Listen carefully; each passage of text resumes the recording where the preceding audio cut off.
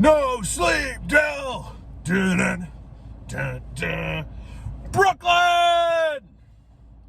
Hey everybody, it's Mike, and I'm here with you tonight with another movie update.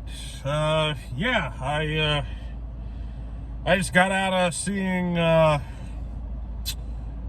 new Jeffrey Wright movie, American Fiction.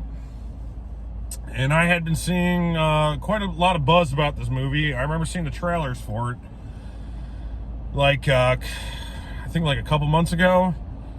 And the crazy thing is, a movie like this, it's been getting a lot of buzz and a lot of word of mouth, still hasn't gotten basically a wide release. Because to basically see this movie, I had to travel out to about 30 miles away from where I live to see it. When I have a theater down the street, the Regal down my street doesn't show it. And the crazy thing about it is that with the kind of buzz that this movie's been getting, I heard some people say it was their top film of last year and the whole 9 yards. And quite frankly, I remember seeing the trailer for it, and I was like, "Oh, that looks interesting," but it wasn't on my, on my list of, "Hey, yeah, this is going to be probably the best movie of the year" type situation. But then again, all that is all those are just subjective anyway. So nobody really knows. And I don't really like trailers anyway. I never go by the trailers at all when I go see a film anyway. Usually, I like ignorance. I think ignorance is bliss because, quite frankly, I believe that the people that put together the trailers, the editors for the trailers for the production team, usually spoil it more than they actually help the movie. Because then you go out and see the film, and then everything that you see in the trailer pretty much is what is given away in the movie. And so it just basically spoils it, especially horror movies or whatever. So I went and saw this movie. I knew Jeffrey Wright was in it, and I think Adam Brody, and there's another guy in the movie that was in he was in The Predator, the one that came out a few years ago, that everybody panned. And he was the FBI agent in that movie. And other than that, I didn't really recognize anybody in this film except for our main character, Monk's who plays his sister. I remember she was in the show Girlfriends. And oh yeah, his girlfriend in the movie, I recognize her too. She was it was nice to finally see her in something again. I remember growing up, watching the show Living Single, and I really liked that show. And she played Max in that show, so it was good to see her in something again. So anyway, besides that, I can see why people are giving this film a lot of praise. I was having a hard time tonight, deciding on whether or not I was going to see this one or I was going to go see Poor Things. And I basically left it up to which one I really wanted to see more. Because, I would have done a double feature, but it was a little too late for that. So it was either, I had to choose one or the other. So I realized in my mind that even though I had been intrigued by Poor Things, and I had seen a trailer for that one beforehand, and I like Emma Stone quite a lot, that I was actually more excited to see American Fiction than I was about seeing that one right away. So I went and I chose. So that's how I made my decision. I made my decision by seeing American Fiction instead. So anyway, the film is about 1 hour and 54 minutes long. I think that the runtime it said it was. It was written and directed by a first time movie director. which was nice to see. And again, this just lives up to my, like, I mean, I hear a lot of people, like some critics, panning last year about movies, about saying how, like, there were not a lot of quality movies being made or released or something like that. But I mean, I had a different experience.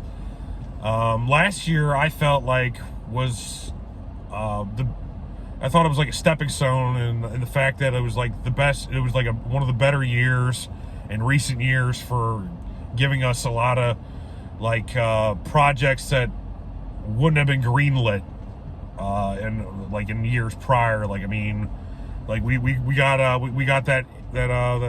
what was that movie called? Matt and I went and saw that one movie over the summertime about the alien that was being taken care of. That basically like he an alien like fell into this guy's backyard in Pennsylvania, and then he ends up like taking care of this alien until the alien can take care to like basically rebuild his spaceship. And like years past, that wouldn't have been made. Because basically like the studios just were wanting all this superhero franchisable type product, and here we are, we got that movie, and we have the American Fiction that came out this year with a first time director, and we have and then we have then we had what was the other? Like, so we've had some, like The Holdovers. That one have been made recently. So we've had some pretty good, like, independent movies that have come out this year that wouldn't have been made over the last, like, 5 years or so. So I have faith that we're moving in the right direction. So, and again, American Fiction, this came out, and, like, I initially thought that this might be one of those award bait type movie things where, like the studio produces it, puts it out, and then they're basically trying to just get like an award out of it. But I was pleasantly surprised by this. I mean, it's a dramedy, which means, for all you people that aren't really familiar with that terms, it means it's a comedy / dramedy, or comedy / drama. And the pacing was really well done. I thought that the characters were written really well. I mean, is it a little predictable? Yeah, I mean, I basically saw what was going to happen maybe like an hour and 15 minutes into the movie or something like that.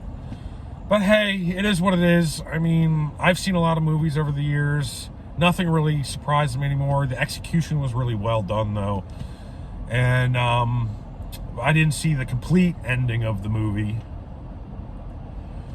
So, I didn't see the complete ending of the movie happening, so there's that. I mean, but I did see what was... I did see, like, what was coming, like, a little bits of, like, an hour into the movie about what was going to happen with our main character.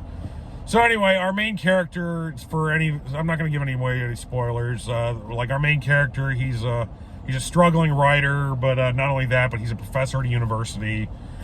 The university, like, I mean, he has trouble, connecting with people. And so much so that he's gotten complaints at his university, to the point where his university basically tells him,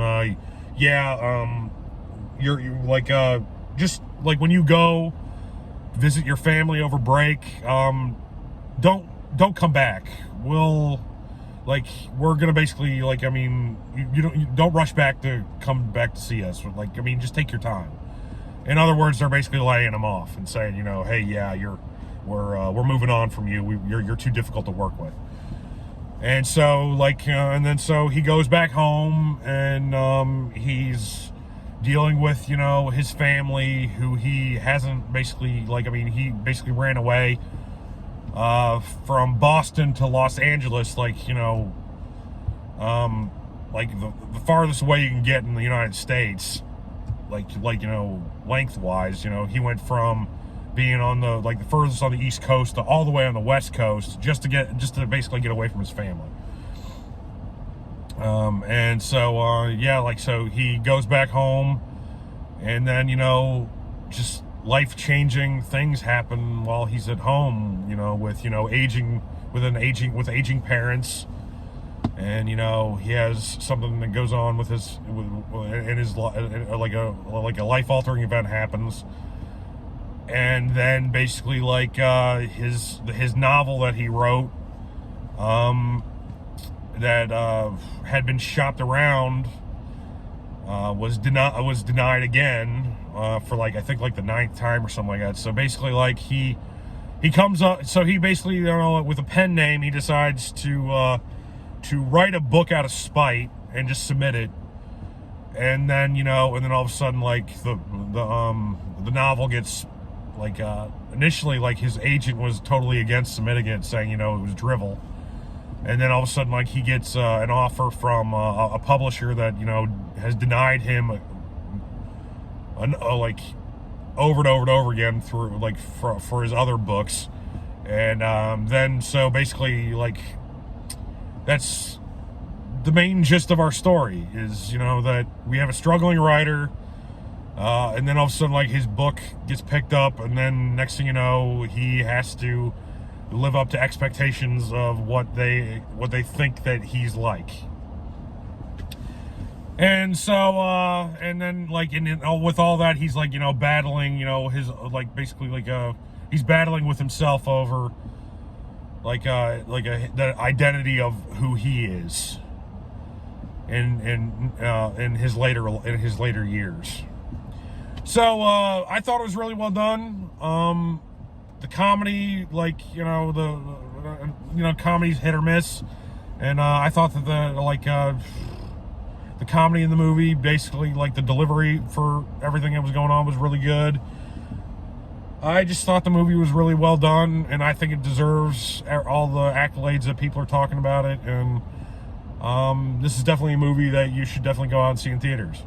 So, with all that, I got nothing else to say about it, I guess. I thought the score was really well done. I mean, it was subtle, but that's all we really need. Whoever the composer was, it was basically done with a lot of piano, So,